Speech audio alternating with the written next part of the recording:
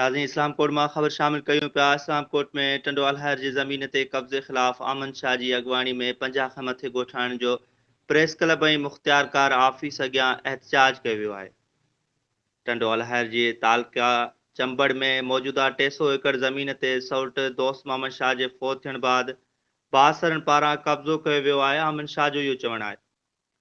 दोस्त मोहम्मद शाह जो हक़ीक़ी वारिस अहमद शाह ऐं मुख़्तियारकार आफ़िस इस्लाम कोर्ट ते एहतजाज 50 खां वधीक ॻोठनि जे रहवासियुनि पंहिंजा बयान कलमबंद कराइण पहुता। बयान कलमबंद करण वक़्तु कंहिं नौजवान पारां वीडियो रिकॉर्ड करण तां मुख़्तियारकार चंबड़ कावड़जी उथी वियो। बयान कलमबंद करण खां जवाबु ॾेई छॾियो।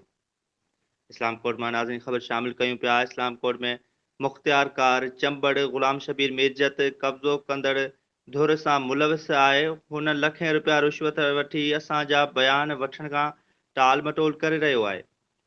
टंडवाला हर में मौजूदु दोस्त मोहम्मद शाह जी मिल्कियत जा वारिस संदसि सौट आहिनि। खेनि हक़ ॾेई इंसाफ़ कयो वञे। मुख़्तलिफ़ ॻोठनि जे रहवासियुनि जो इहो चवणु आहे।